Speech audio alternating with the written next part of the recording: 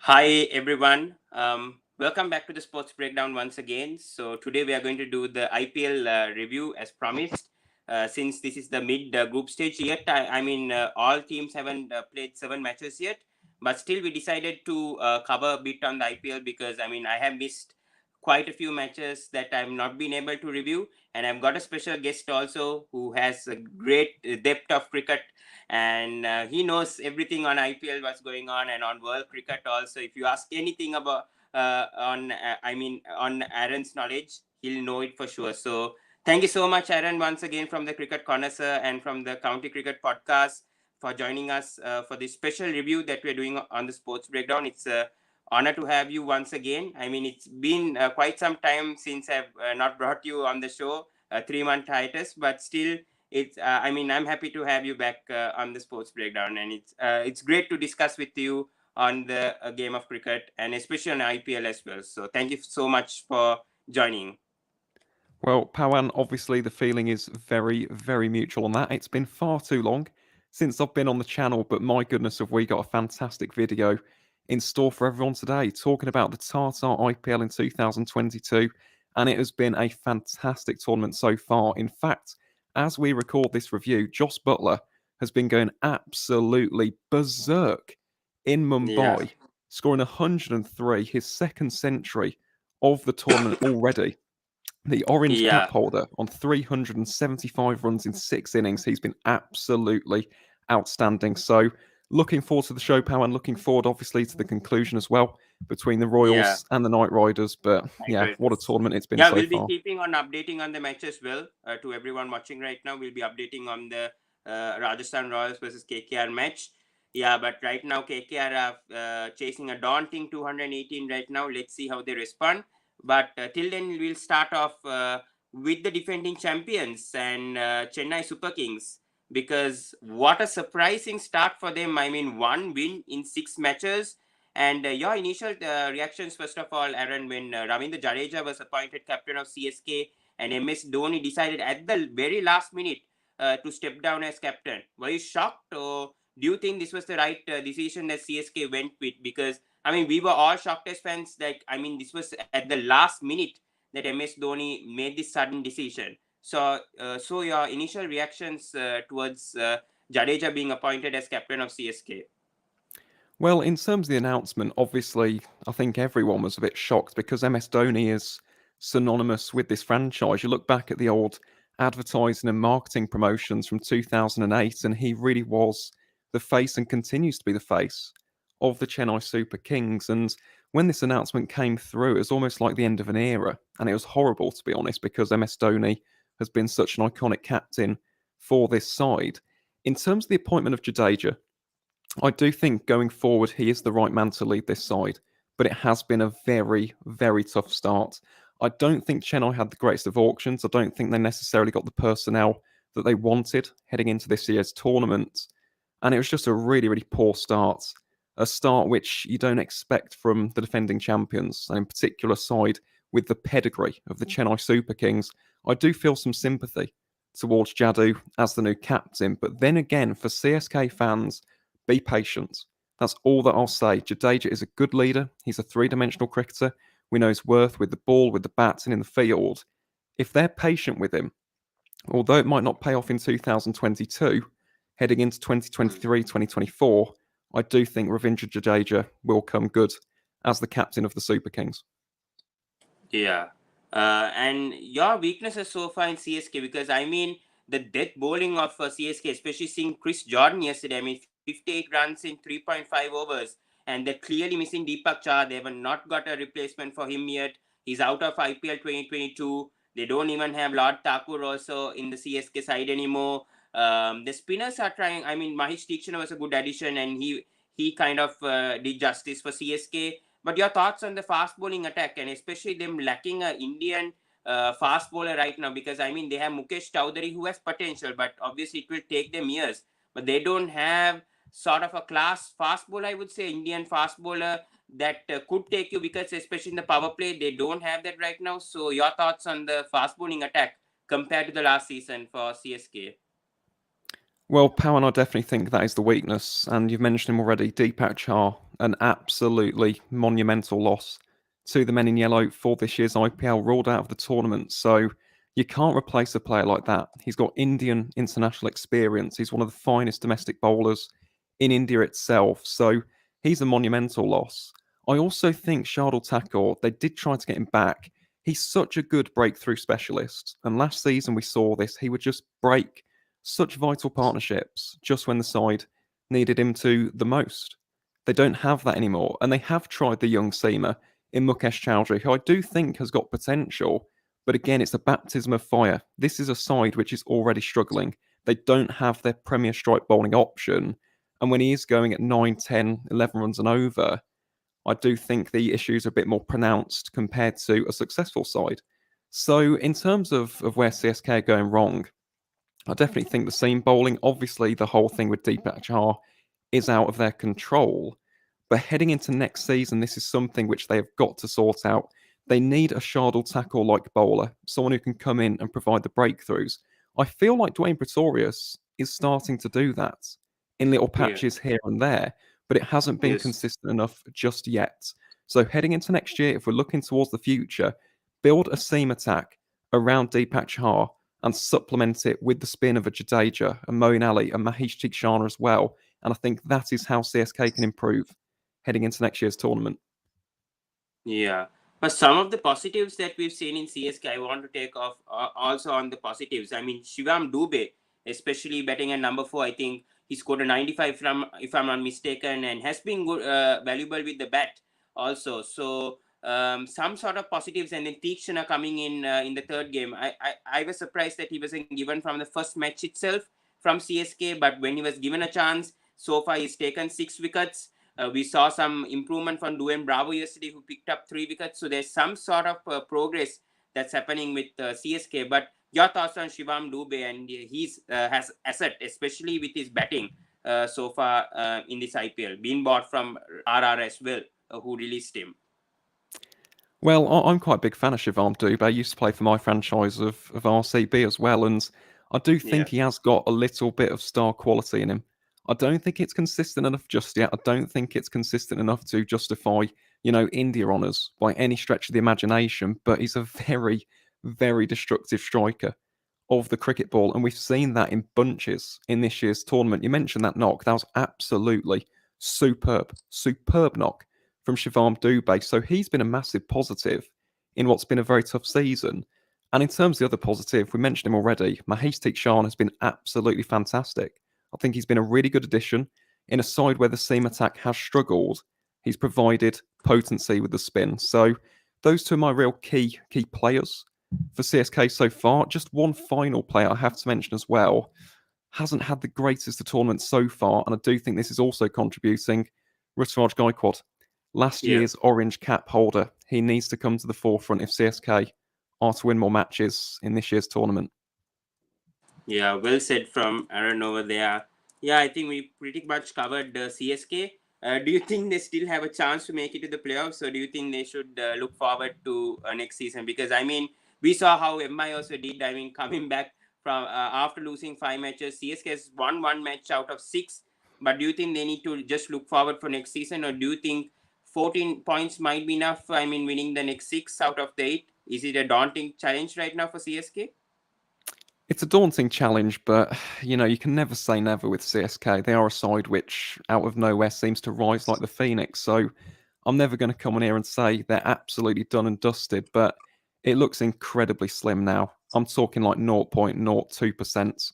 I don't think 14 points is going to be enough either, to be honest, in this year's tournament. It looks as though 16 points will be the benchmark for the top 4. So I think this year it might be a bridge too far, but again, heading into the future, CSK have got to have a better auction strategy in 2023. And if they can manage that, who knows, next year might be a bit more of a promising tournament for the men in yellow. Yeah. Cricket Tashan here says Dwayne Pretorius is a big fan of DJ and also follows on his path as a slow medium pacer. I mean, I was surprised as well when Pretorius was given that one chance and he did very well in that one match and they suddenly dropped him for Chris Jordan. So that was a surprise for me. And Chris Jordan has been struggling. Thoughts on Chris Jordan as well because he's the premium death bowler for England and he's been bowling at the death for many years for England in the 2020s. Recently in the West Indies series also, he was doing quite okay, I would say, but him struggling this bad for CSK. Your thoughts on Chris Jordan's performance so far because it's been appalling for, in my opinion. Yeah, it's been very disappointing, and I'm a big fan of CJ, so I hate seeing him performing like this. And he is England's all-time leading T20I wicket taker. He's been a fantastic death bowler over the years, but I've mentioned this before, and I'll say it again. He's been sussed out, and something which CJ used to have in the locker room was a really potent Yorker. And since 2019, he never seems to use it anymore. He seems to just go to these changes of pace, the cutters, the slower balls, and he's just getting dispatched.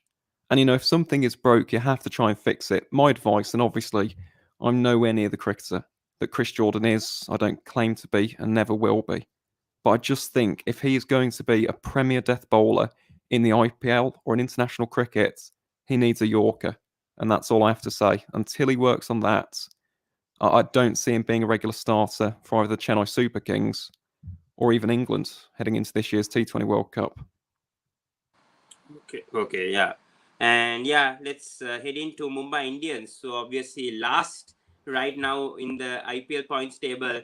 I really don't know what to say about Mumbai Indians because I mean 5-time champions. What a strange auction first of all for MI. I mean going and buying Ishan Kishan for 15 crores, then bringing in Jofra Archer who's not even playing for this year's IPL. They've invested him only for the future.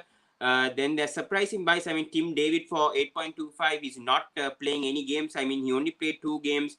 He was suddenly dropped. There have been good buys also from MI considering their future, but their retentions and certain buys of MI. Your thoughts on their auction strategy and their tactics that they went in this IPL auction because it's been quite surprising if considering MI's past and their selection of players, and especially the overseas players haven't been quite up to the mark, I would say, this season. So, your thoughts on the strategy that Mumbai Indians have gone this season?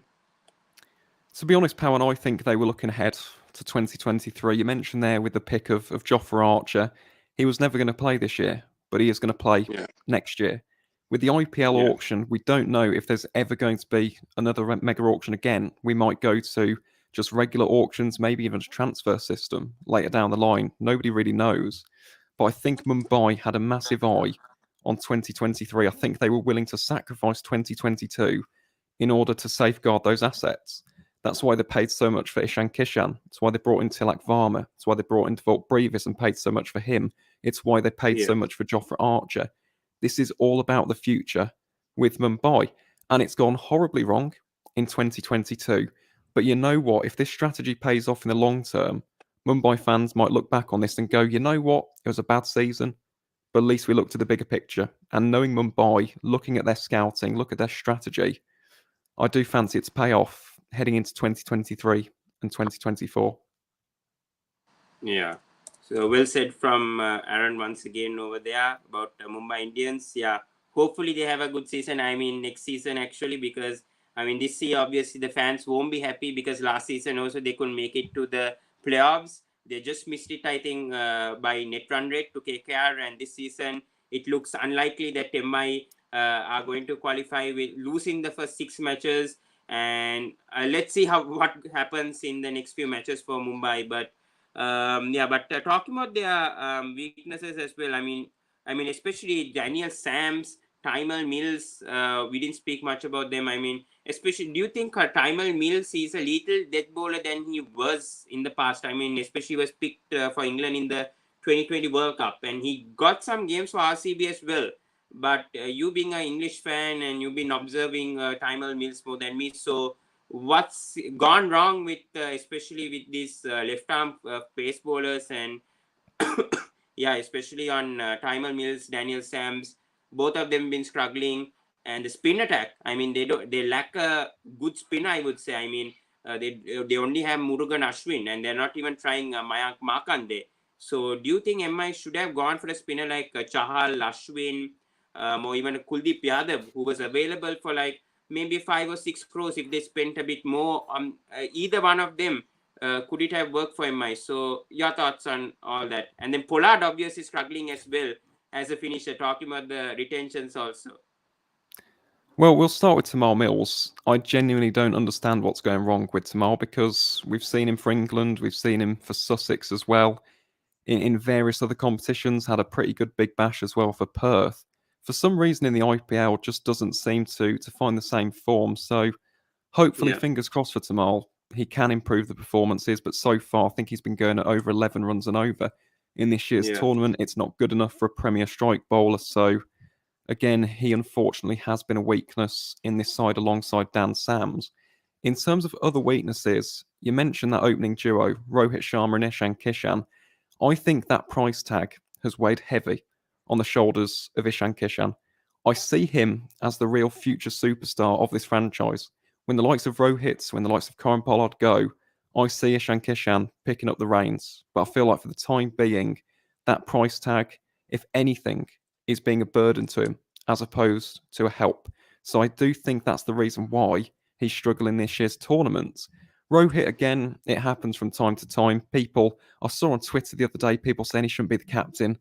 I massively disagree with that. It's been a tough season, Yeah. it really has. But I think if we're looking long term, and once Mumbai have got their strongest 11 in 2023, that's when you can really judge this franchise as opposed to 2022. And finally, when it comes to Pollard, again, I don't know where this poor form has come from. He's been outstanding as a leader for the West Indies. He's been in good form with the bat in hand. We saw him against Sri Lanka, for example, in Coolidge, Yeah. absolutely dispatching the Sri Lankan spin bowlers.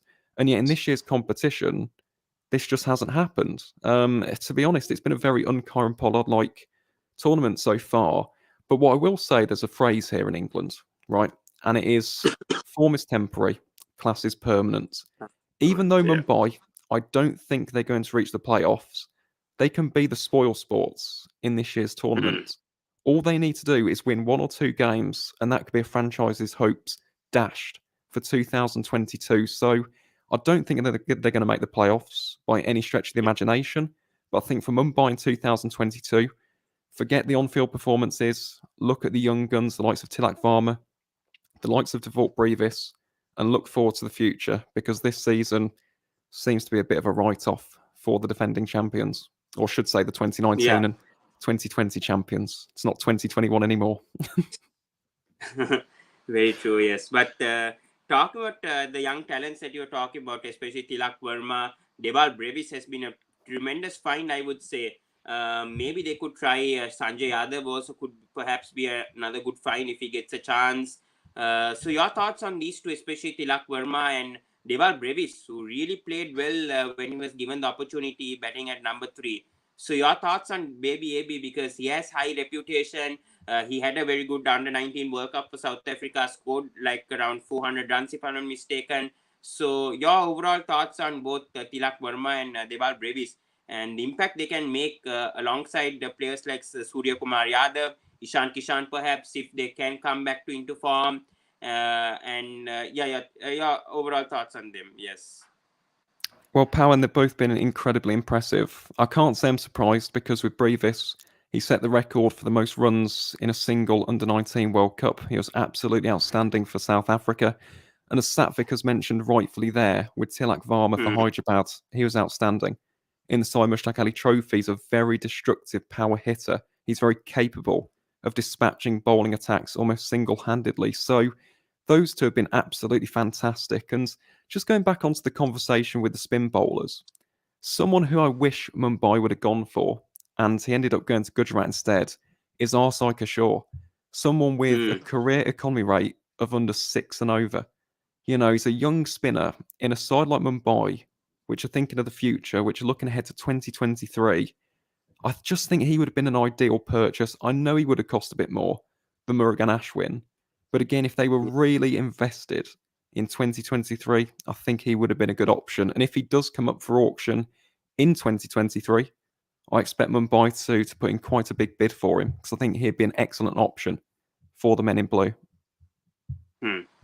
Very true on that. Yes, and yes. So we spoke about the positive. We spoke about the weaknesses. Let's go to your team, Aaron. RCB. How good have they been this season? And a lot of people were doubting based on the auctions. I mean, even I slightly doubted also on them spending 10.75 crores on Harshal Patel, them going all the way for Vanidu Hasaranga. But both of them have performed so far. But the highlight of this RCB team has been Dinesh Karthik. How good has he been? I mean, 197 runs in 5 matches, 197 average, 5 not outside, if I'm not mistaken, in 6 matches. So your thoughts on them? And Anuj Rawat also has been a perfect replacement, I think, for Padikal. Scored 16 one game. So your thoughts on all these players for RCB and them contributing for RCB, which is your franchise, yes, who you support, yes. Well, Powan, I've been pleasantly surprised, to be honest, because after the auction, I was a little bit deflated, in particular after losing Yuzvendra Chahal, who is leading the rankings this season. He's been outstanding. He's taken, 12 wickets in 5 matches so far. Of course, he's playing tonight as well. Had a commie rate of under 8, RCB's all-time leading franchise wicket taker. But we have got quite a good replacement in Wanindu Hasaranga. He's taken 11 wickets in 6 matches. He's been outstanding, and he can also contribute with the bats and in the field. So I think in terms of RCB's auction strategy, obviously there's still a lot of the season left. RCB do have to make the playoffs. But in these early exchanges, it's definitely paid off. And Dinesh Karthik is one of the shrewdest pieces of business in RCB's franchise history. 5 crore for a guy who's averaging 197, and that isn't the most impressive thing. He's also striking at 210. 210. He's producing every single shot in the book. He's dispatching both seam and spin with complete and utter ease. He has been a revelation for the Royal Challengers in this year's IPL. So he's been a great signing. I think Anuj Rawat as well. 3.4 crore at the time. I was surprised by how much we paid for him. But he's a very good young prospect. The only thing that I'd say is at the moment he does look a little bit of a limited scorer. On the leg side, he's incredible. He's striking at over 170 when it comes to deliveries on the onside. When it comes to deliveries on the offside, however, he's not scoring nearly as fluently. So that's the only advice that I would give to RCB and Anuj Rawat. He's got to open up the offside as opposed to solely scoring on the leg side. If he does that, serious player. Very, very talented, very destructive, great power hitter. And honestly, I think RCB so far should be incredibly proud of themselves. The CSK performance was disappointing. I think the first game as well. Rawat, unfortunately, with the game-defining dropped catch in that season opener against the Punjab Kings, but the other 4 games have been outstanding. Harshal Patel's been bowling well at the death. Hazelwood's a great addition. Maxwell's looked in good form. Things are looking promising. Again, I'm not going to get too ahead of myself and say we're going to win the thing, but I think I'll be happy with the playoffs for this RCB side so far. Yeah. And your initial thoughts also when Faf du Plessis became captain, because I don't think RCB fans even expected that Faf du Plessis was going to be captain, because they were looking, I'm not sure, but rumors were saying that they were trying to go for Shahaz Iyer or even a Manish Pandey to be RCB captain, and no one mentioned Faf du Plessis to be RCB captain, and for him to go for 7 crores where CSK also couldn't buy him. So your initial reaction when Faf du Plessis became captain, and so far we've seen him doing quite well. I mean, as captain for RCB, I mean they're third right now. Hopefully they go to the playoffs. So your thoughts on Faf being captain and his proness so far for RCB? Well, I think he's been a very good captain. I think his bowling changes have been good. I think he's shown good faith in the different bowlers as well. So in terms of captaincy, Faf's been brilliant. The only qualms and queries and concerns at the moment, however, is with the batting hands. He's not been in great form since that season opener. So hopefully with Faf, if he gets going, RCB should be strong playoff contenders, and it is a big if. And I'm keeping everything crossed because I want us to reach those playoffs. But I think in terms of Yeah. his captaincy, the right decision, the right move from RCB, and if he starts scoring runs, watch out for the men in red and black. But one more before we move on to the next team, Virat Kohli's form. I mean, that's another big concern right now because we usually see him flowing with runs, 900 plus runs in 2016 IPL. He's been doing quite well until IPL 2018. I think this time also, I think he played one innings where he just missed the 50. He got out for 48. But we don't see this usually from Virat Kohli repetitive. I mean, for him to get dismissed around 30s, 40s, which I mean, those runs are vital, but still, this is not the usual Virat Kohli we see. I mean, in terms of his average, his class, his records that is broken already in 2020 cricket. So, are you slightly concerned about Virat Kohli right now, his form, or do you think that he'll eventually get back to his usual form and his usual flow of runs? So, your thoughts on Virat Kohli so far in this IPL 2022? Well, Powan, it's been obviously an underwhelming start for Virat, but I've been watching this guy at this franchise for the past 14 years. I never doubt Yeah. him. I never have done, and I never will, because as I mentioned beforehand, form is temporary, class is permanent. And Virat Yeah. Kohli is the living embodiment of that. He had a really tough start in 2020, and then he went and scored a masterful 90 against CSK in Dubai and changed his Yeah. season around. If you look at the stats, they are steadily going down. In 2019 to 2021, there is a worrying drop in Virat Kohli's numbers. But when it comes to Yes. what he offers this franchise, aside from those quick fire and vital 30s and 40s, the middle over run accumulation against spin, he's also a fantastic fielder. We saw that catch the other day, didn't we, against Rishabh Pants Hmm. versus the Delhi Capitals. True. Great piece of Yes. fielding. He backs the bowlers. He provides energy in the field. He's a natural born leader. So, yes, he hasn't had the greatest of starts, but in Virat Kohli and Faf du Plessis' absence of form, one other player who I have to mention, Shabazz Ahmed. I talked about good Yeah. pieces of business. When we brought Hmm. him in from Bengal, I'm going to be honest, I didn't expect much. I'd seen him in the Simon Mushtaq Ali Trophy, good spin bowler. Not ridiculously attacking, but he didn't show massive form with the bats. Yeah. 2021 and 2022, he's almost single-handedly winning those games alongside Dinesh Hmm. Karthik. So Shabazz, big up to Shabazz. He's a fantastic Yeah. player as well for RCB. Fantastic. Yeah. And even I think Akash Deep also was quite of a good business. Also, him being uncapped and him also getting opportunities as well. I mean, last year, if I'm not mistaken, he was the net ball. If I'm not mistaken, for RCB. This time, he's in the playing 11, and he may not be so consistent, but still, I think he's quite performing in certain games. And uh, I mean, he needs to improve on his consistency, but there's a lot of improvement that Akash Deep can do, and there's a lot of promises to see with Akash Deep as well. There absolutely is, and the same can be said about someone like Suresh Prabhadesai as well. In the Yeah. middle order, as I said, with RCB at the moment, we're doing well, and I just hope we can make the playoffs. That's all. Yeah. I think even Satwik over here says, but I'm still worried about the four proper man attack because we will get hammered with our fifth bowler. Yeah, he's right. He is right. I mean, Siraj has been going at over 10s. He's been going at 15 runs and over, I believe, in over 16 Yes. to 20 as well. Maxwell isn't a specialist spin bowler either. Yeah, that is a slight area of concern, but again, it's a long tournament, and I back Siraj. As long as Kohli's in that team with Siraj, I Yeah. just think he gets a massive, massive, massive morale boost. So fingers crossed that, Vic, and of course for every other fellow RCB fan out there, that the bowling attack can get the job done. And who knows, we could win a trophy in Yeah. 2022. Hopefully, with Karan Sharma was in the bench, hopefully that may happen for RCB this time since he brings that luck factor for RCB as well. Yeah.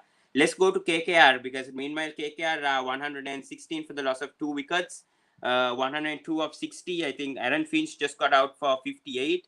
A lot of them were criticizing on Aaron Finch playing today, but apparently got a half century. Going to be a tight match against the Rajasthan. But 3 wins, 3 losses for the Kolkata Knight Riders. Aaron, your thoughts of, I mean, especially I think their bowling has been quite good. I mean, Umesh Yadav has been a good find, I would say, because I think last season he didn't even play for Delhi Capitals, if I'm not mistaken. And this season, I think he's got around 10 or 11 wickets. And especially in the power play, he's been really, really lethal. And Shreyas Iyer, being captain, has been quite helpful for Umesh Yadav, also bowling him in the power play and not bowling him much in the death, except for that DC match. And your thoughts as well of Shreyas Iyer as captain so far of KKR, new franchise for him and a new team for him to build up with. So your thoughts on KKR as well so far? Well, let's start with the strengths, and let's start with Shreyas Iyer, who is the next golden boy of Indian cricket, in my opinion. The guy can do it all across all three formats, and he's had a good start to life in the purple and gold of the Kolkata Knight Riders. He's an excellent captain, leads from the front with the bat in hand. Again, just oozes class, elegance, majesty at the crease. Yeah, he's a great signing. He really is a very good signing, and he's justifying that price tag as well for the men in purple. In terms of the other major strength as well, Umesh Yadav, something which Kolkata were missing last year, in my opinion, was penetration in the power play.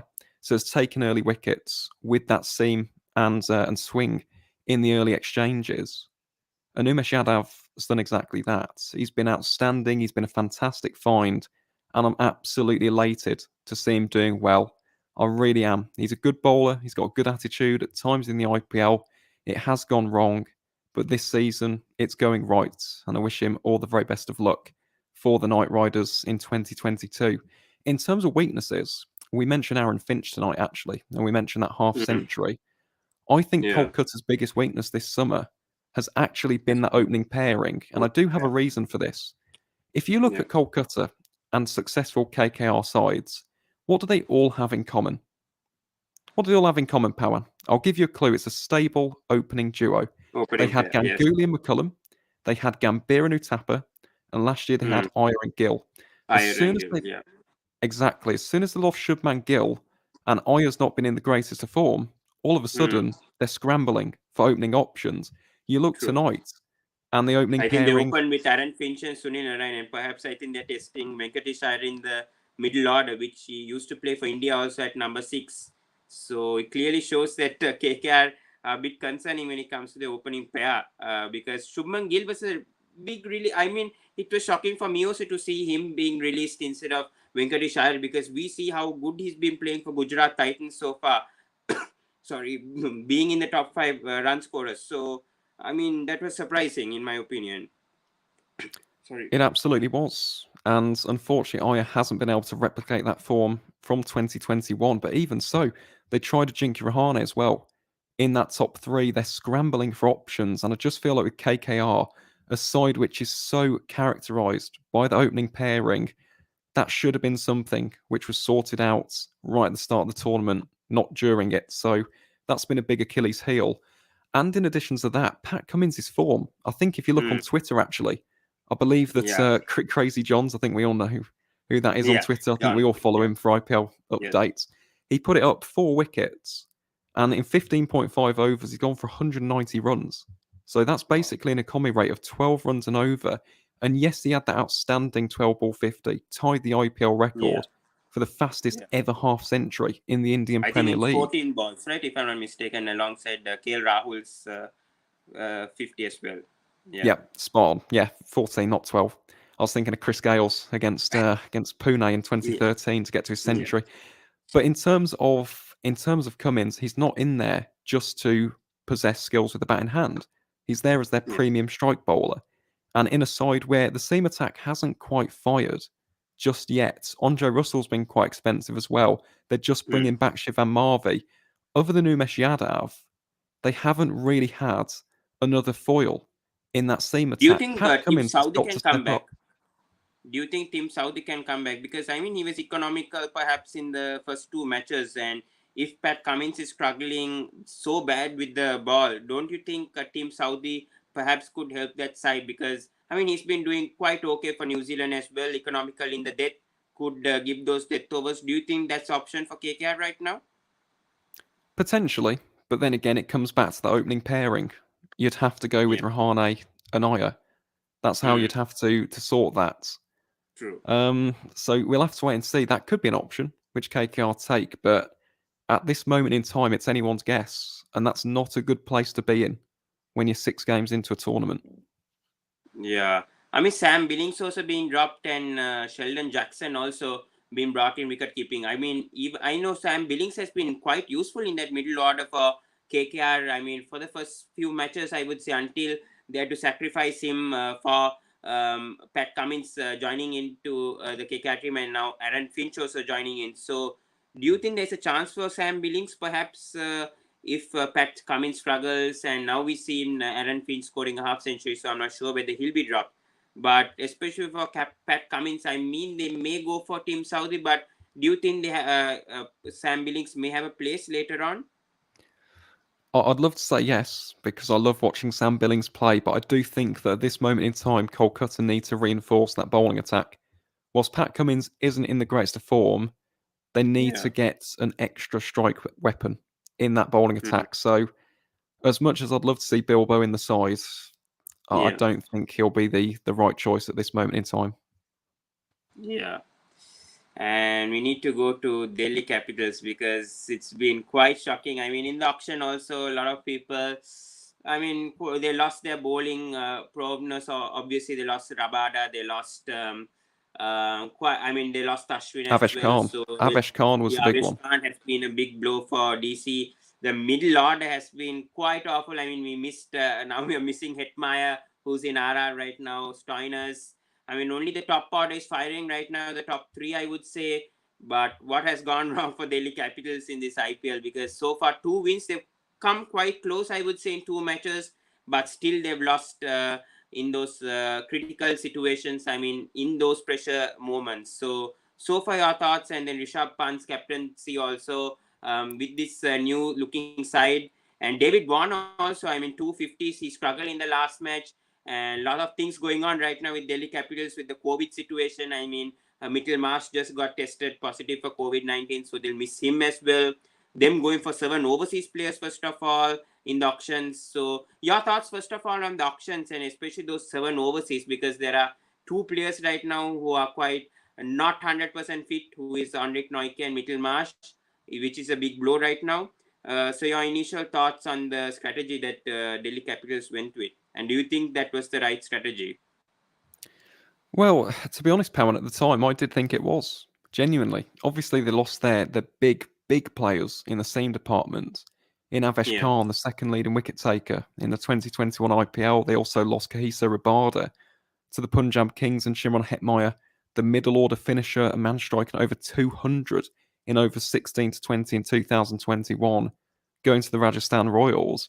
But on paper, this side yeah, looked very, very good indeed. I liked the purchase of Kuldeep Yadav just to provide something a bit different alongside yeah, Axar Patel. So the spin attack, at least on paper, was sorted. The seam attack has been substantially weakened though. Shardul yeah, Thakur has not been as what to say potent, as dangerous as we would have hoped so far. And to be honest, the yeah, seam attack looks massively toothless. So weaknesses, Delhi seam attack. This was a side which was characterised by those 3 seam bowlers, Avesh Khan, Kesa Rabada, and Anrik Norkia. Now they're a side which is struggling to find an identity. They're trying to build one with that top order, but I don't think it's working so far. And now that Mitch Marsh is out, unfortunately, with COVID, I don't see how Delhi can resuscitate their season. I just don't see where they're hmm, going to go from here. And of course, yeah, Norkia's a massive blow, the fact that he wasn't able to play in those first few games. But even so, they're just a team which, on the field, doesn't seem like they have a clear strategy of winning. And if that's the case, you're not going to succeed in the Indian Premier League. yeah. It's very unfortunate with what happened with DC right now, especially with the overseas players, and Roman Powell also failing right now for DC. Tim Seifert was tried out in one match. Ayush over here says views on DC's weak middle order, because the middle order is quite concerning with Roman Powell. They're not trying in Safraz Khan. Case Bharat hasn't been tried in yet. So, your overall thoughts on this DC middle order? I mean, Pant is there. I mean, as a number 4, number 5, perhaps. But the finishing right now, and Roman Powell struggling against spin, that's the biggest concern right now. with the DC fans as well, with the weaknesses that Roman Powell has with spin. He just goes attack, and gets dismissed. He doesn't time the ball well when it comes to spin. So your thoughts on that middle order of DC, and especially Roman Powell being the overseas player also struggling. Yeah, it's interesting. Again, because Rodman Powell, if you watched his exploits for the West Indies against England, he was Yeah, really prolific against spin bowling. It's something which he's yeah, worked very, very hard on in the CPL as well, because he had a horror tour to Bangladesh a couple of years ago. So he worked on it, and it seems to be improving. All of a sudden, the IPL comes, and he looks incredibly rusty. And something which I've noticed, his footwork almost seems non-existent. He's going purely for power hitting, as opposed yeah, to almost finesse shots and manipulating the ball around the crease. I don't know what on earth's happened.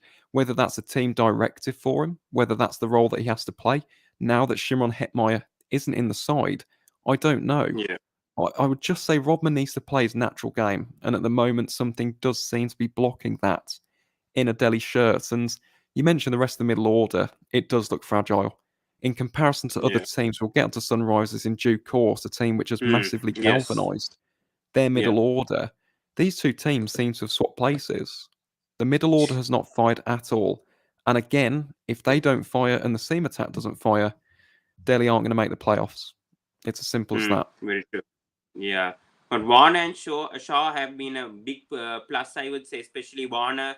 I mean, replacing Shikhar Dhawan quite well, I would say, scoring two half centuries, being explosive for one match. I think he scored 60, helped DC to get 215 and won that match against KKR.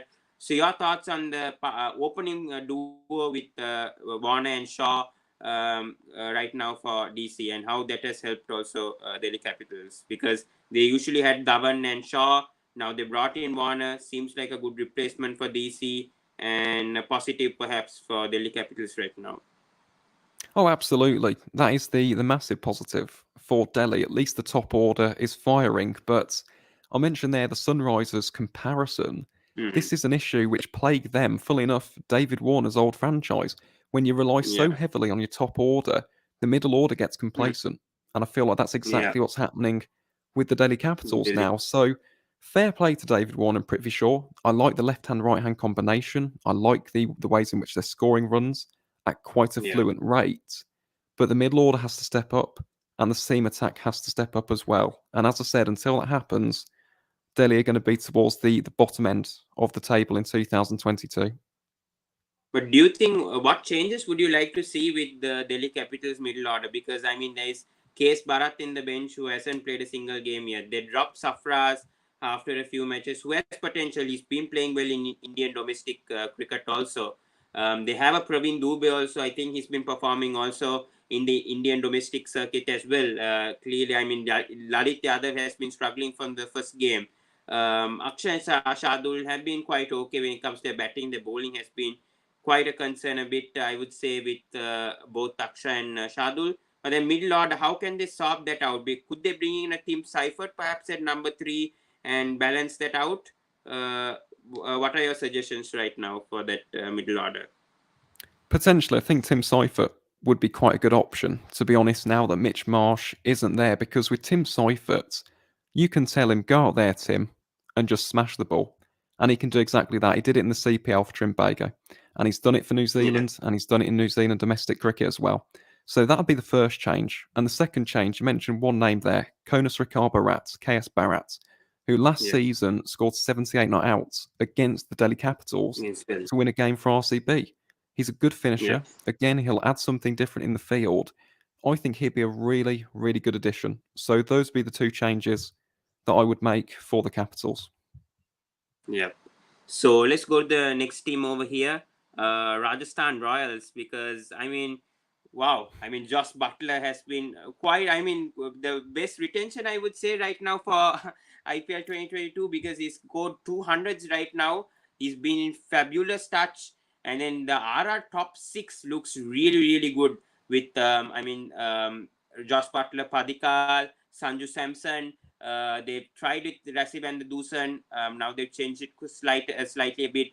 Parag has been the biggest concern, I would say, right now for Mara. And the bowling looks really good with obviously Chahal and Ashwin, the best duo spin attack right now for Rajasthan, and Trent Bolt and Prasidh Krishna being the fast bowlers. And Trent Bolt has been brilliant in the power play as well.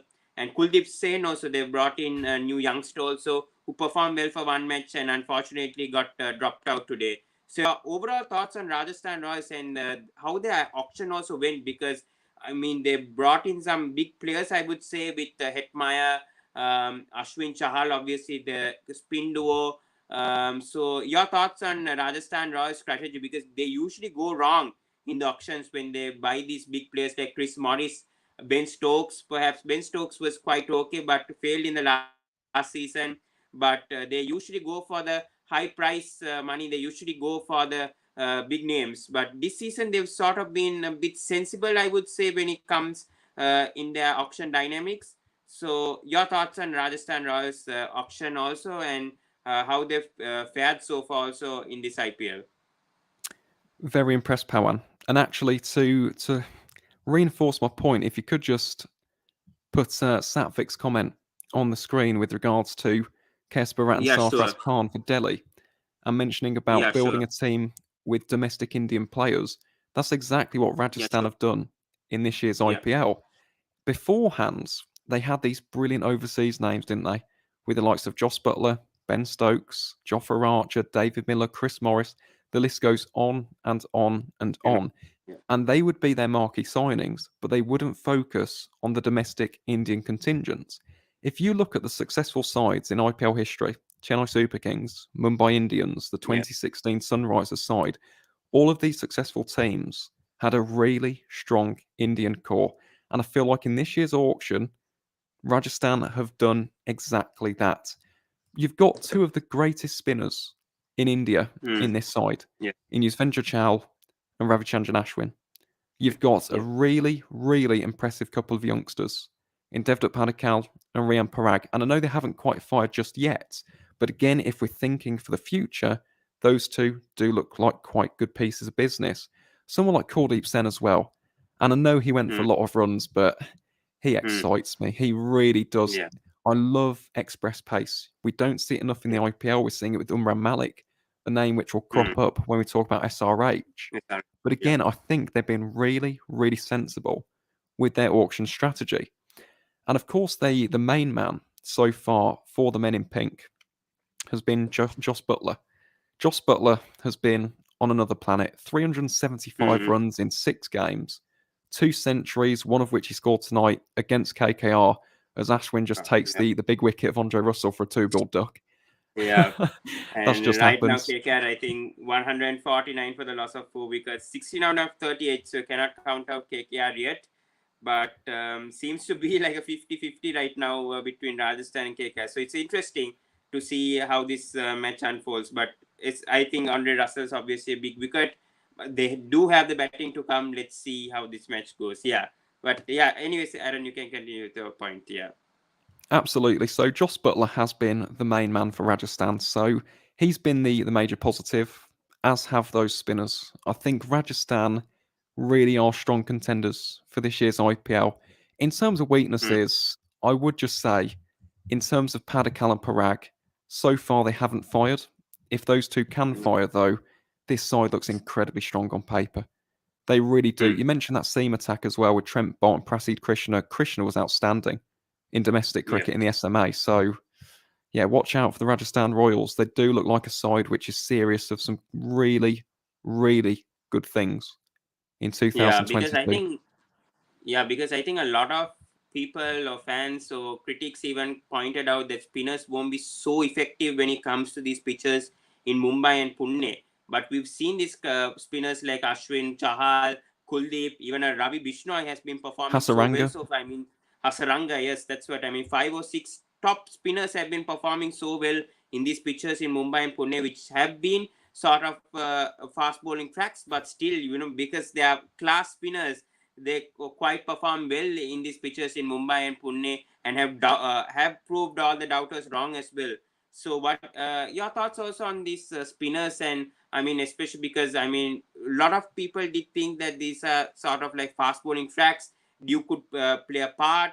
spinners could go for runs, leak for runs. So, but we've seen Chahal, Ashwin, I mean, Kuldeep been really good. Ravi Bishnoi, Hasaranga have been so good so far for their respective franchises, and even Ravi Bishnoi. So, a bit of analysis on the spin department and how they've been doing well in these pitches so far in Mumbai and Pune.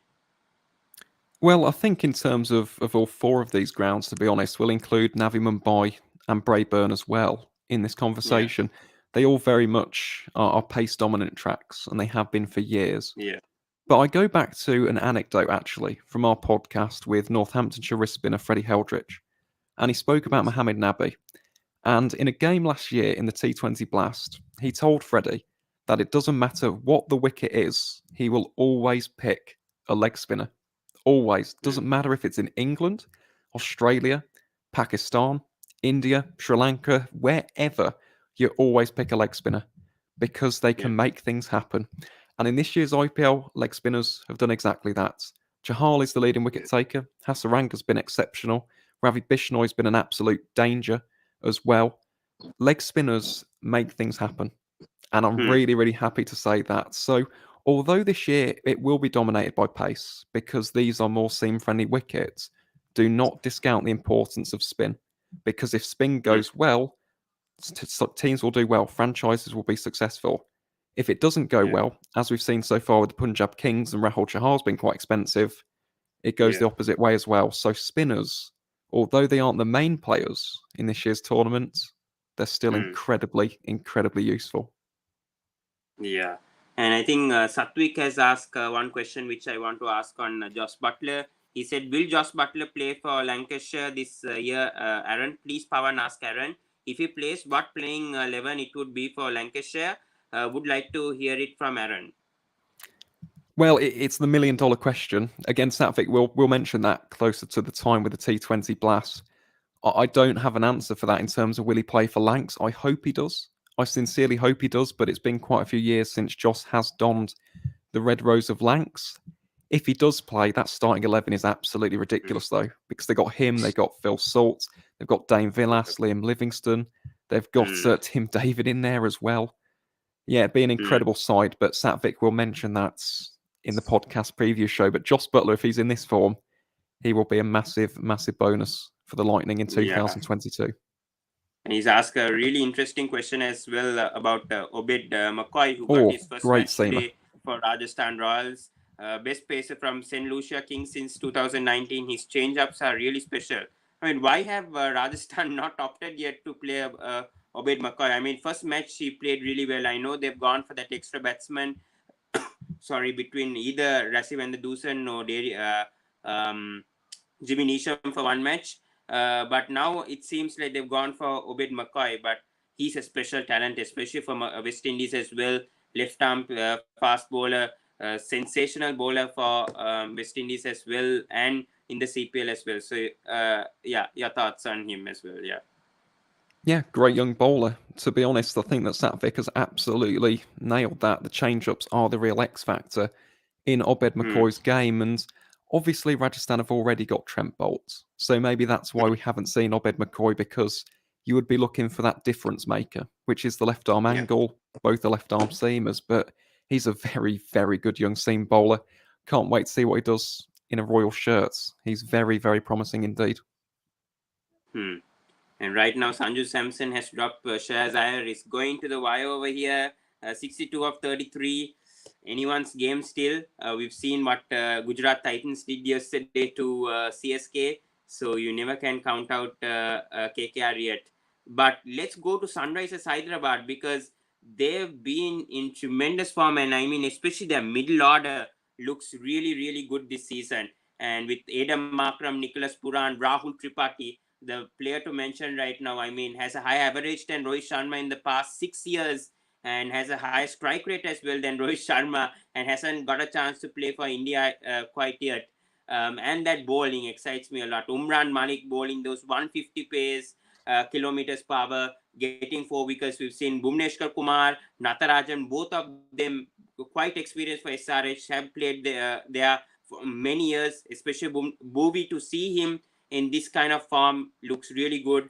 And Washington Sundar unfortunately got injured and is out for a week, but he's been good, especially with the ball, and did contribute with the runs. And they tried in Suchit. He also bowled quite well yesterday. So Sunrisers have quite got the team this time, I would say, especially even though the top order, I mean, the openers seem to be sort of struggling. I mean, Abhishek Sharma did score a 70 in one match. Hasn't been quite sort of consistent. I mean, Kane hasn't still come to the form that we've seen him do with New Zealand. But that middle order looks really good, being in sync, and especially the pace bowling. So, I mean, this team looks really balanced. So, your thoughts compared to last season? I think SRH fans would be quite happy winning 4 wins in a row so far. So, your thoughts on SRH, and obviously having the second highest purse also, buying the right players. So, your thoughts, Aaron?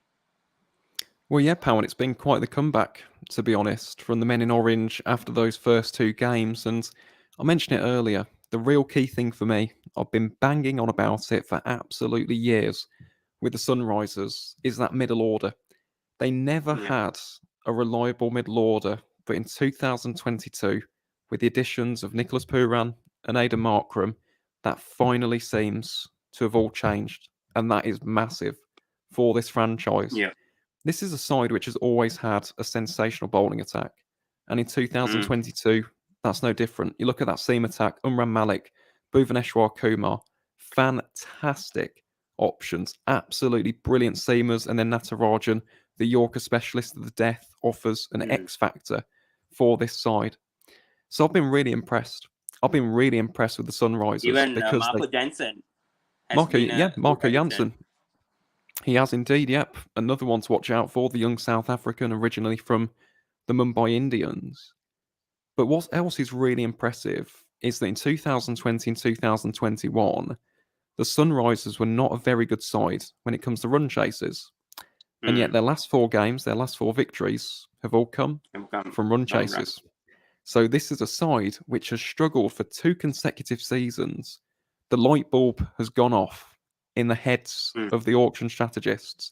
They've changed their identity, and it looks to have been the right change. So I've been Mm. really impressed. Williamson's captaincy has been good, but again, Powan, if we are to look at weaknesses, that opening duo has got to be more consistent, and Mm. Kane has got to strike at Yeah. 130, 140, because I think he's striking at less than 100 so far in this year's competition. Yeah.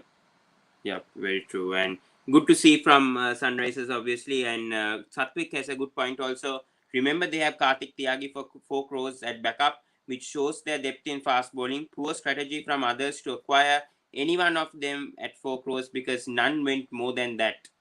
Wow, so that's quite good from SRH, and seems like the auction went quite well for SRH, and the management needs to be given a lot of credit for how they've gone with this auction so far, especially building a good solid middle order, and their bowling looks quite good with both the pace bowling attack and the spin department. So credit, I mean, congrats to SRH, obviously, and hope to see, hopefully, do you see them staying at the top 4 right now, Aaron, about SRH?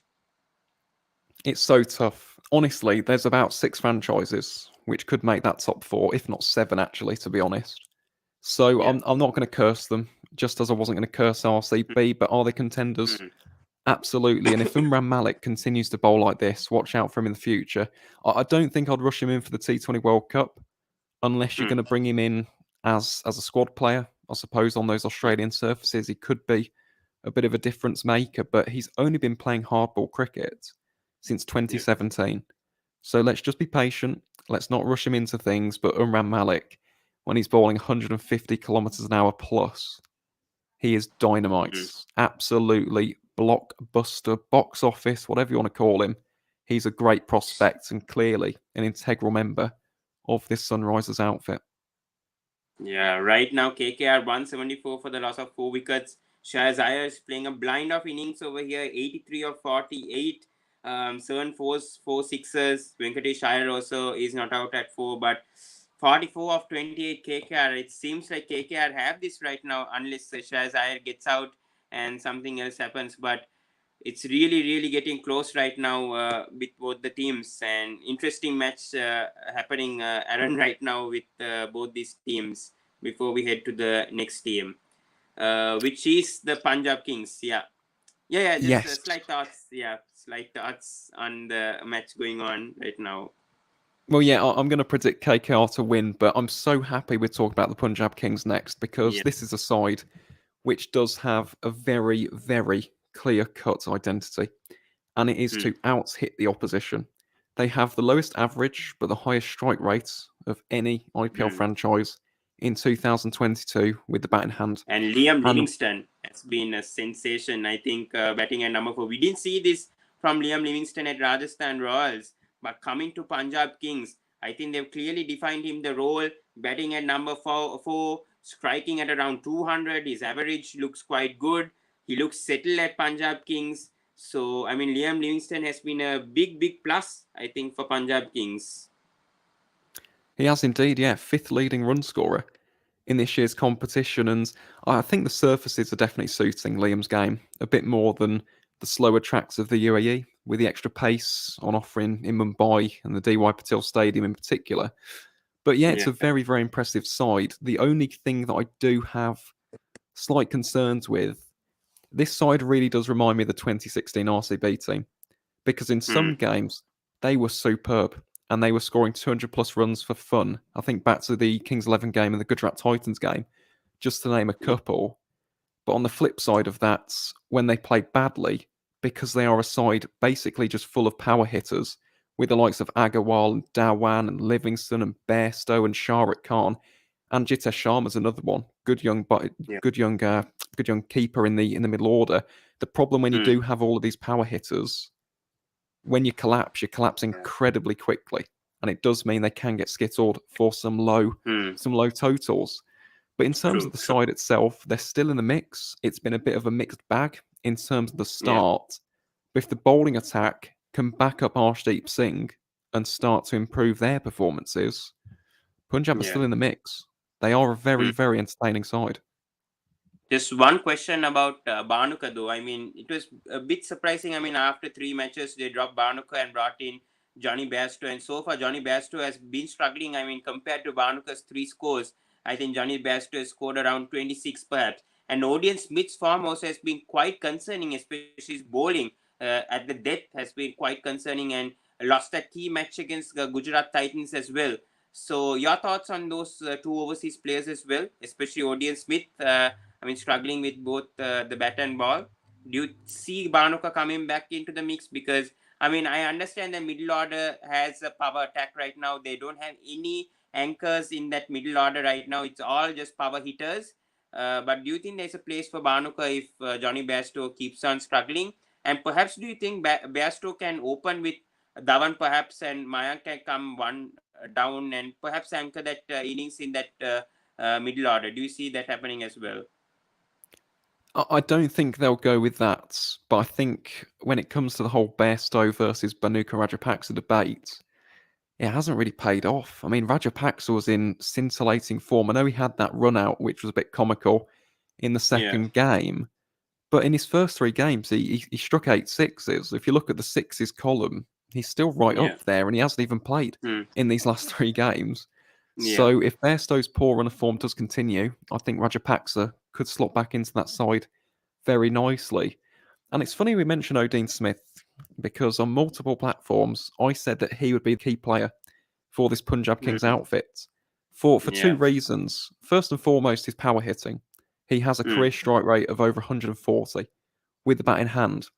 But the more Yeah. important aspect of his game, which was always going to be the difference maker for Punjab, was his bowling, in particular his Yeah. death bowling, because his career economy rate in T20 cricket is over 9 runs and over. At the Hmm. death, it's close to 11 runs and over.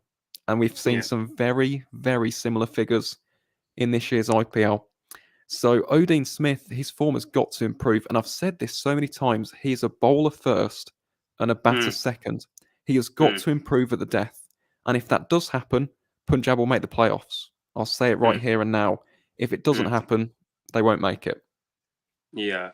And talking about the spin attack, and also I want to talk about Rabada as well. But until then, I'll just talk about the spin attack because they've dropped Harpreet Bra, who was a potential bowler, I would say, but they dropped him after 2 games because he was lacking that form. And obviously, Rahul Chahal may be picking wickets right now for Punjab Kings, but he's leaking a lot of runs. I think last match, I think he leaked around 40 or 45 runs, especially in that 15 in that middle overs, especially in that 10 to 15 overs. He does get the wickets, the key wickets, but does concede a lot of runs. So your thoughts so far on that spin attack of Punjab Kings, which could perhaps be a concern when it comes to the business end of the IPL, perhaps if Rahul Chahal does concede runs like this, even though he picks up impactful wickets in the middle overs. Yeah, it's definitely a bit of a weakness, isn't it, to be honest? Because last season they had Bishnoi and Bra operating in tandem. So you had Bra as the pressure builder, Bishnoi as the partnership breaker. And they've tried that again. They have tried that again, but unfortunately Bra's form just wasn't there. So they haven't been able Yeah. to execute it in the way in which they would have wanted it to. In terms of long term, I do think this could be the undoing for Punjab because, as you mentioned, Rahul Chahar, he's always been like this. He's an incredibly Mm. aggressive bowler, and at times he'll go for a lot of runs, but at the same time, he'll pick up a lot of wickets. He's a stump to stump bowler as Yeah. opposed to a pressure builder.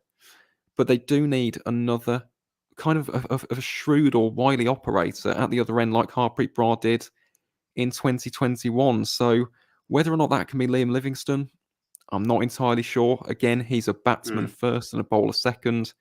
But yeah, that's definitely an area of weakness which Punjab need to improve upon in this year's tournament. Yeah. And a few thoughts on Kagiso Rabada because he's the leading pace bowler, I would say, in that Punjab Kings lineup. But it seems to be that What about Arshdeep Arshdeep? Singh is.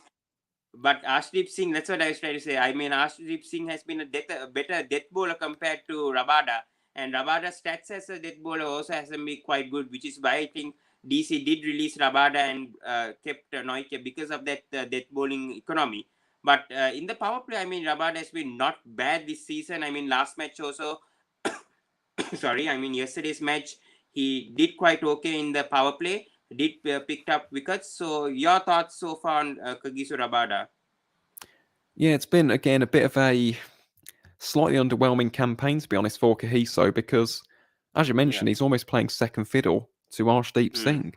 So I Yeah. definitely think there's some room for improvements. The only thing that I will say when it comes to Rabada is that he is an exceptional seam bowler.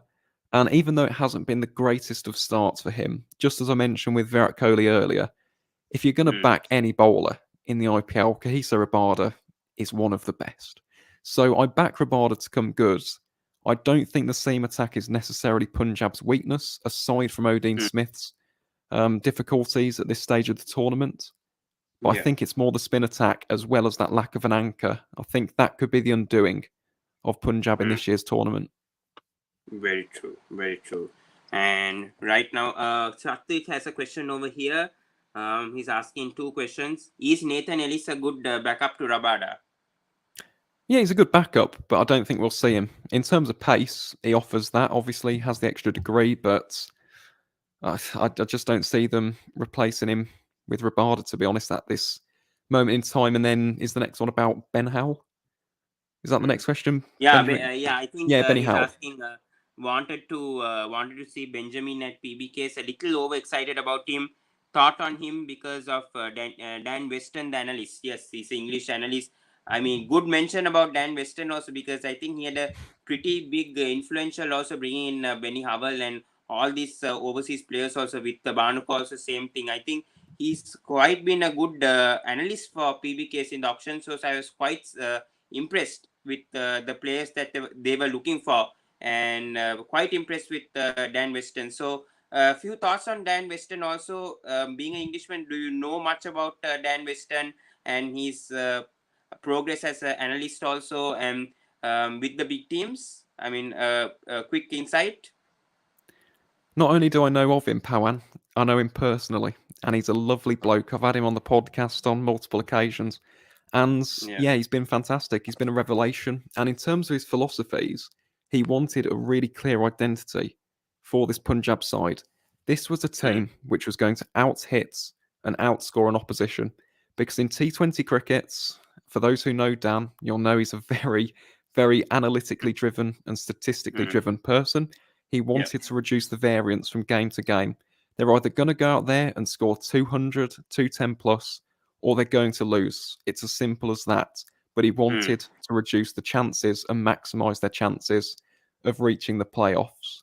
So, in And terms of the by the way, overseas, sorry for interrupting. I think Chahal is on a hat trick once again, he and is, you're right. Rajasthan Yep. seem to be coming back into this game. Interestingly, yes, 4 wickets today for Chahal.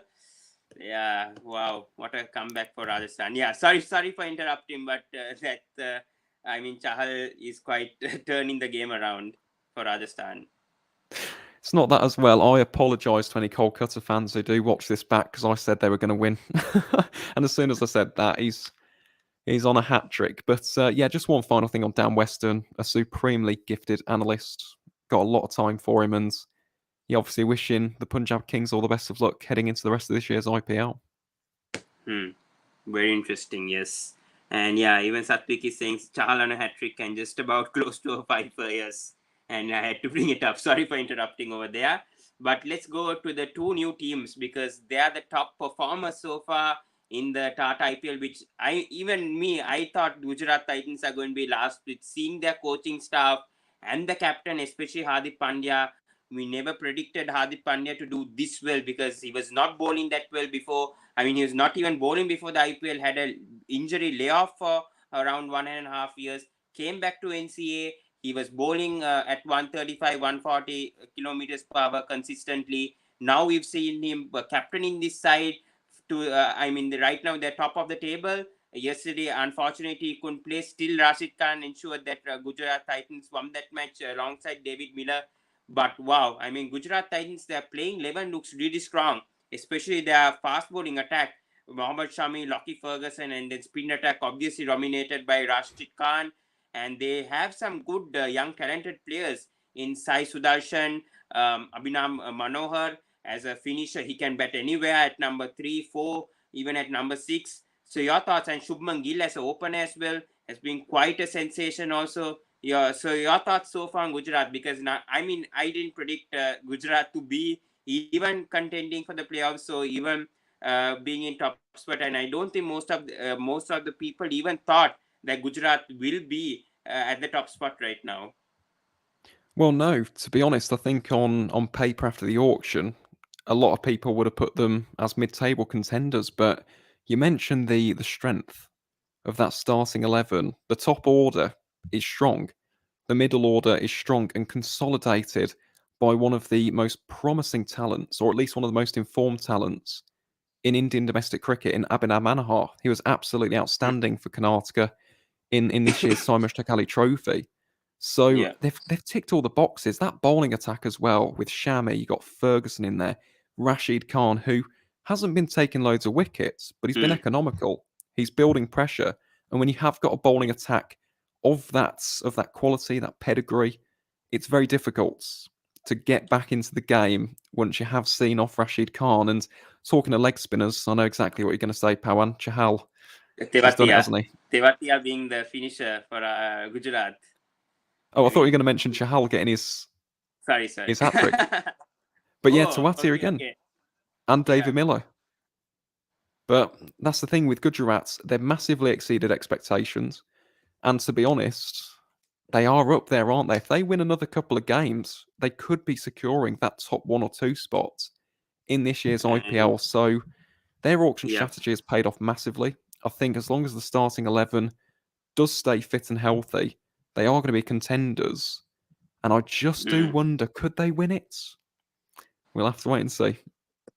But Chahal gets a hat trick and gets a fifer. Wow. Yuzvendra Chahal is in tremendous form. And RCB fans, you must be kicking yourself right now with not retaining Chahal. He perhaps could have brought RCB first with the form that he is in right now. I know you guys have Hasaranga, but Chahal has just been in sensational form also for Rajasthan. And it looks likely that RR has simply blown over KKR right now.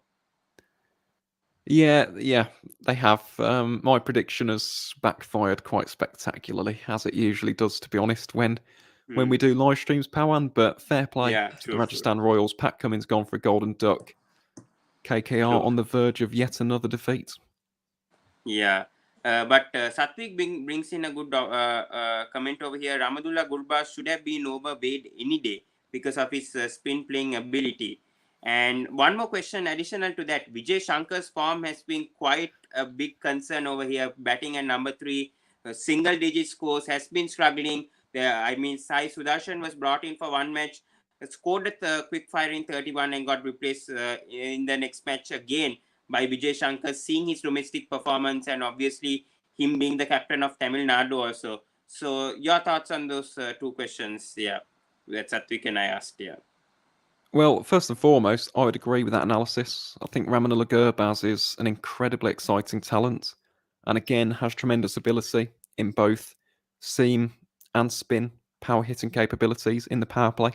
So I would have gone with Gurbaz over Wade, Yeah. but then again, I suppose from an analyst point of view, with the era of matchups, you're thinking of that left-hand, right-hand combination, so I can see the logic and rationale behind it. And then in terms of Vijay Shankar's form, that is worrying, admittedly. But the good thing about Gujarat, as we mentioned with Sudarshan, they have at least got options. And there is Yeah. one other thing as well. I think their fifth bowler, I suppose, as well. That's also an area they could improve on. They have tried the youngsters. Darshan Nalkande, for example, was tried the other day. But yeah, that is just Even a Yash couple of Dayal areas. hasn't been that bad. Yash He Dayal also hasn't, but he's hasn't been been. expensive. He's been going at 10 runs and over. So I do think there's some talent there. He has taken some, I think, 4 wickets so far in his He first took 2 4 games. wickets, yes, for one match. Yeah, he did. But yeah, very, very important that Gujarat do sort out those areas of weakness if they are to win it. And Satvik does But mention about Hardik our side Pandya Shaw has not been playing. very useful for Gujarat, especially with the bowling. Also, him being the fourth bowler actually for Gujarat Titans right now, and he's batting. He's the third highest run scorer right now for in the IPL, and for Gujarat, he's the highest run scorer as well. How good has Hardik Pandya been, especially with the bat and bowling, batting. Seriously, I think must be a contender to come back to the Indian side after not being there for 2 years. He's seriously hungry right now to be in that Indian team. He's wanted this for years, though, with Hardik, because he was a part of an incredibly, incredibly special Mumbai Indians side. I'd say the best T20 team on the planet Yeah. in 2019. But right now, Hardik Pandya has got his dream. He's the face of a franchise, and he's leading it quite brilliantly. So, fair play to Hardik. If I was being hyperly critical, you could say his strike rate hasn't been the greatest so far with bat in hands. We would want it in the 140s, 150s. I believe it's in the high 130s at the moment. Yeah. Yeah. But he's been brilliant. And again, you talk about leading from the fronts. He's done exactly that. So big up to Hardik Pandya. He's been excellent so far. Yeah. Satvik over here says our side Krishnor isn't playing Aaron. Is it because of a major reason that his stats is meta highly brilliant because of playing on Bunsen burners at Surat and Chennai and Motara? Well, I had this conversation the other day, actually. The only reason he's not playing is because of the 2 spinners which Gujarat have. In Rashid Khan, you're not going to drop Rashid Khan.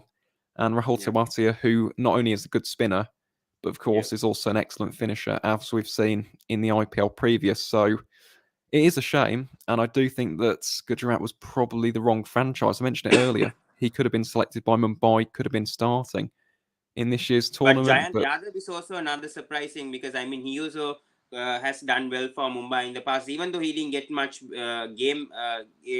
matches.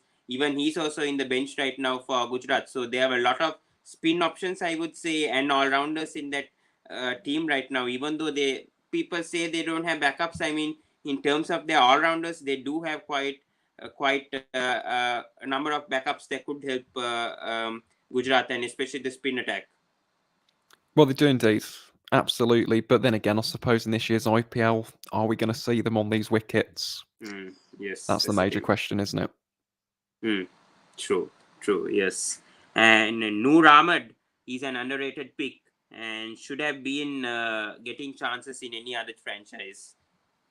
Your thoughts on Noor Ahmed also being in the bench for Gujarat and the talent that he has, because he was really good in the LPL, also played well, played a big part for Afghanistan in the Under-19 World Cup as well.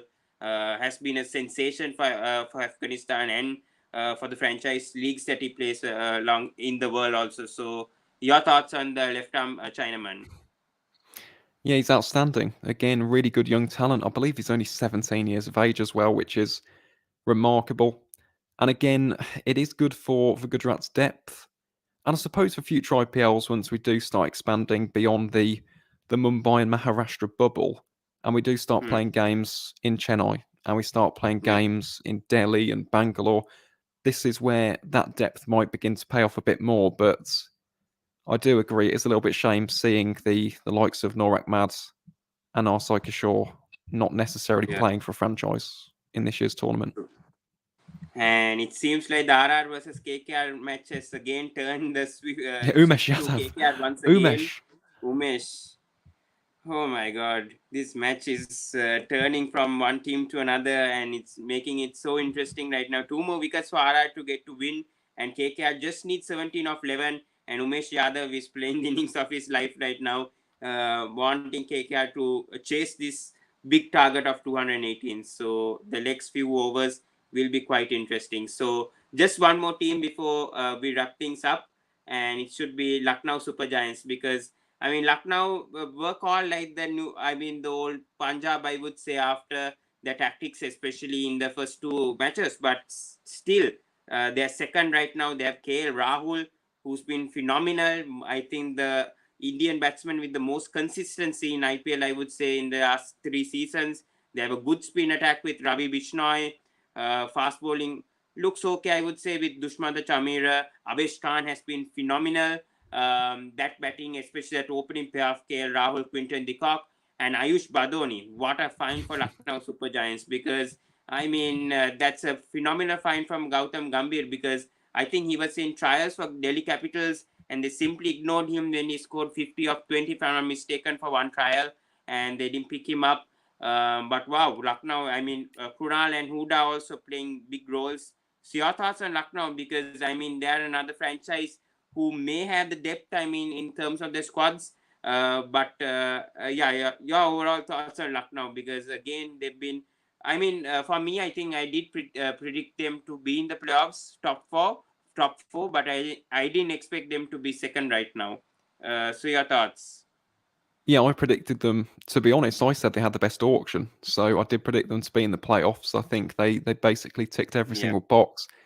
That opening duo is the best in the IPL. You do not get better than Mm, Canola Hall and Quinton de Kock. mm, Absolutely superb. They brought in the second leading wicket taker from last year's competition in Avesh Khan, who took 24 wickets for Delhi in yeah. 2021. So he's been fantastic. You mentioned the spin attack with Ravi Bishnoi as well. It's a really well balanced side, and that middle order is potent as well. It really is. And you mentioned the Yeah. youngster, Ayush Badoni. What an incredible find he is. He's up there, Yeah. isn't he? In terms of these young, talented players, we've seen a number in this year's IPL. Umran Malik being one of them, Tilak Varma another one, Devalt Brevis another one, Jitesh Sharma from the Punjab Kings.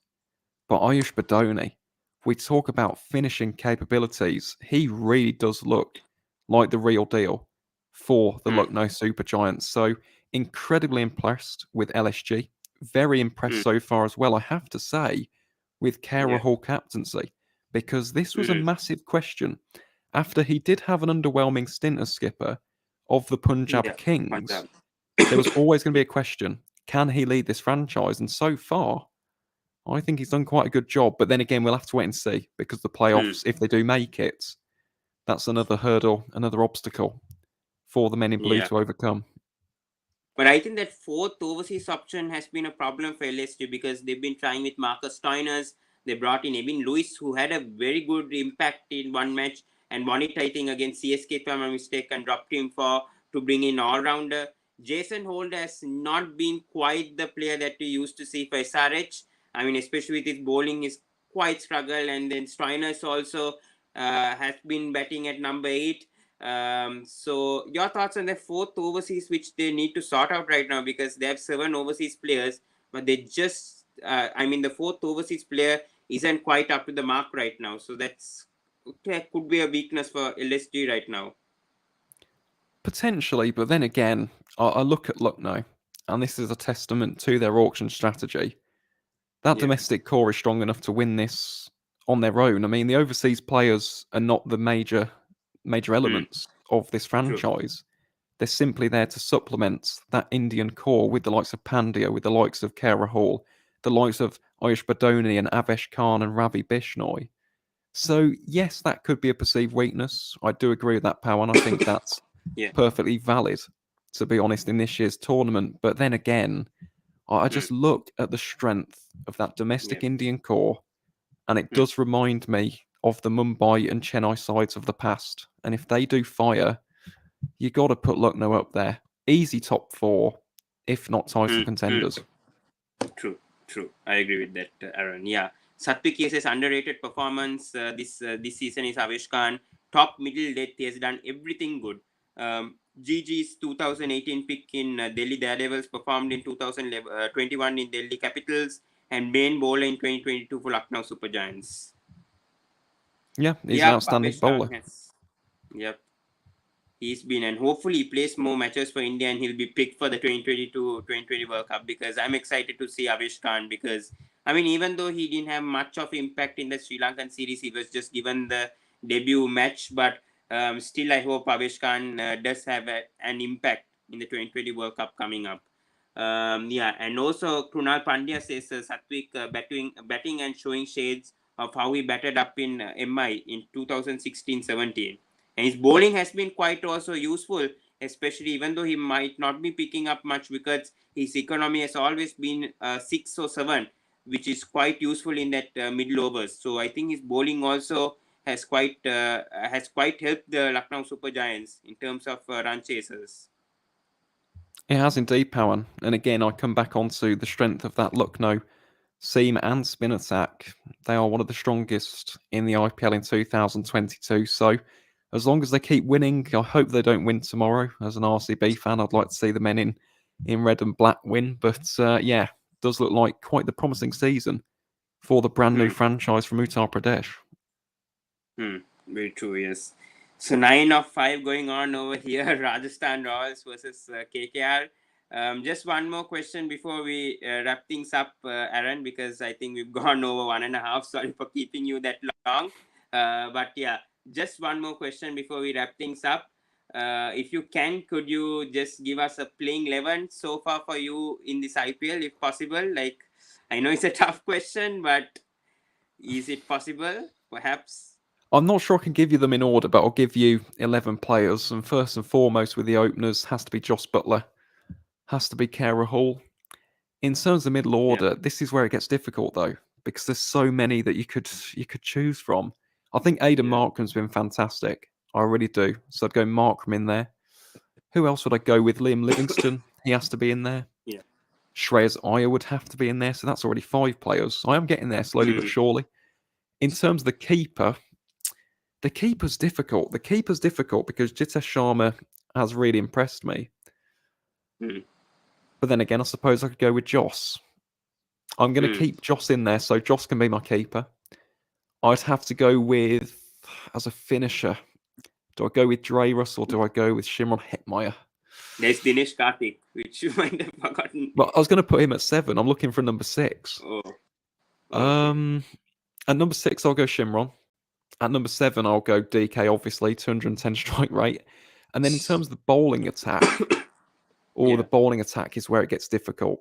It really Mm-hmm. does. I think in terms of spinner, that's obvious. It's Yuzvendra Chahal. So that Mm. then leaves me with 3 seam bowlers. I'd probably go Arshdeep. Arshdeep's been very, very impressive so far in the tournaments. Yeah. Oh, I'd love to say Harshal Patel. I'd love to say Harshal Patel. I'll go Mm. Tangarasan Natarajan. And the final seam bowler, do I go Avesh Khan? Avesh Khan. I am going to go Avesh Khan. Yeah. There we go. Mm. That's my 11. Yeah. Although I I guarantee I've somehow missed a did. couple. No I've definitely worries. missed a No, couple, that's but that'd be yeah. my 11. Hopefully they'd win the IPL for me. But what a match is going on over here. 9 of 4 over here. Just one more wicket for Rajasthan to win. Looking like a classic. I don't know who's going to win over here. Umesh is still in the crease. This could be perhaps another. I mean, we want to see a super over, perhaps. I Super mean, the over. first super over. Yeah, for IPL 2022. But one more wicket, and Obed McCoy has been quite expensive, but hopefully he can finish off the game for Rajasthan today in his first match itself, and that would boost his confidence as well, just like what Kuldeep Senos has been doing for Rajasthan, yeah, even though he got dropped today. Yeah, and Satvik here says another Pushpa stepped in Obed McCoy. Best celebration in Bahut Hussain. Yeah, true. Yeah, but getting over the wire here. 8 of 3. Yeah, I'm just trying to. Oh, I think it's over. I think. Oh man, Rajasthan win the match by Yep. 7 runs. So what a match! What a match as expected, and well done to Rajasthan Royals and to Yuzvendra Chahal as well. But thank you so much, Aaron. I think we went over 1.5. Sorry for taking some time in No yours, issue. but I think yeah, because you're so busy with your podcast these days, and with the county cricket podcast as well, you're doing a fabulous job, and obviously with the sorry, the county cricket championship starting and the 2020 blast to come along also in a few months time, so busy period also. And yeah, hopefully, I mean, the new head coach of England cricket can be found soon. I mean, they're also scouting alongside. Sri Lanka just appointed the Chris Silverwood as the coach of the Sri Lanka cricket team. Your thoughts on that? I mean, Chris Silverwood being appointed as the Sri Lankan national head coach. I mean, do you think that I mean, perhaps he could bring some assets so valuable? I mean, with his coaching, do you see him making some sort of impact to Sri Lanka cricket, or do you think Sri Lanka cricket could have stick with Mickey Arthur with the experience that he had coaching with Australia and South Africa? Well, Power, and that's a video in itself, to be honest. But in terms of Mickey Arthur, obviously he would have been ideal to stay on with Sri Lanka. He's done a fantastic job so far Yeah, with Derbyshire here in county cricket. yeah, I just hope with Silverwood, and I mentioned this on live stream the other day, that he mm, keeps the identity of the Sri Lankan side. When it came to England, there wasn't a massive emphasis or onus on spin bowlers. But when you look at the real strength of that Sri Lankan side, with the likes of Hasaranga, Hembaldenia, Ramesh Mendis, to name but a few, I yeah, just hope that he does keep the core identity of that side. And obviously, I wish him the best of luck. I really mm, do. I love Sri Lanka as a side. I've got a lot of time for them as a cricketing nation, and wishing yeah. Silverwood all the best of luck at the helm of the Lions. And final thoughts on Joe Root stepping down as England captain, because we didn't expect this to happen, especially after that 2-1 loss against West Indies, which put a lot of people like Mike Atherson and Nasir Hussain. They spoke a lot and I mean wanted Joe Root to step down, and he eventually did. Do you think this is the right decision for Joe Root? Because I mean, with 2021, he had a phenomenal season with, especially with his batting, and obviously was awarded as the ICC Test Cricketer of the Year also, and had a lot of awards also with his outstanding 21 season in Test cricket. So, do you think this is the right decision for Joe Root, and who do you think can lead this England side next? I mean, in Test cricket, there's a lot of options that England can go with. But do you think this was the right decision by Joe Root, and do you think this could perhaps affect the team also, I mean, of England? Because I mean, even though Joe Root may have had the most losses as a test captain for the England cricket team, the thing is they may not have a leader to step in after Joe Root, because Moeen Ali was supposed to be that he was the vice captain initially in the test team, and eventually retired from test cricket, and now they have Ben Stokes as vice captain. Obviously, perhaps could be the next captain. But your thoughts on that decision from Joe Root? Well, I'm sad to see him step down because he's been a fantastic ambassador for the English game. But given everything that is going on when it comes to the Test team at the moment, I probably do think through gritted teeth it is the right decision. I feel like we do need a more attacking captain. Yeah. And not only that, it'll allow Joe Root to just go and, enjoy his cricket, which he deserves to, because he's a fantastic player, England's greatest ever batsman, in my Hmm. opinion. So wishing Joe all the best of luck in 2022 with the bat in hand. In terms of Yeah. where England go, I think for this summer, we need a stopgap captain. That'll either be Ben Stokes or it'll be Stuart Broad. I feel like they're the only two natural born leaders. And then, depending on how that goes, if it goes well, maybe England stick with them. If not, I think we'd have to look for someone in the county circuits, maybe the likes of a Will Rhodes, a Tom Abel, a James Vince, a Chris Dent. But who knows? Before that happens, England need a head coach, and hopefully we can win some series in 2022 in the home summer. Yeah, hopefully, and I hope that run. I mean, especially that Test cricket reforms once again, and they'll obviously focus more on the county cricket more than the 100 that's coming up in July. Obviously, the fans might be more engaged into the 100, but hopefully this season, a good initiative from Joe Root and Ben Stokes to not play the IPL this season and focus on Test cricket, which is a good initiative from both the captain and vice captain of the former captain and now, but the vice captain of the England Test team right now. I think that's a good step right now for them. And obviously, Satwik here says another good point about Shan Masood because what an innings! Brilliant 200 from Shan Masood also for Derbyshire. A good pick, as you said, I think on Thursday also on your Instagram live on Shan Masood. And Pujara also yesterday scoring a 200 also for Sussex. Good news for Indian cricket fans also to see Pujara scoring a double century for Sussex also. So your thoughts on both of their innings? These overseas players and who have been really good in the Test cricket circuit as well.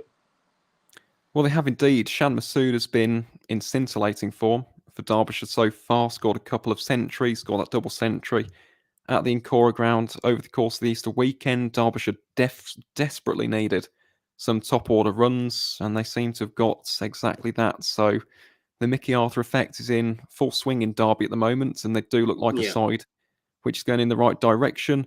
And then when it comes to Cheteshwar Pujara, that game was just custom made for his grittiness, his steel, his fortitude, his resolve.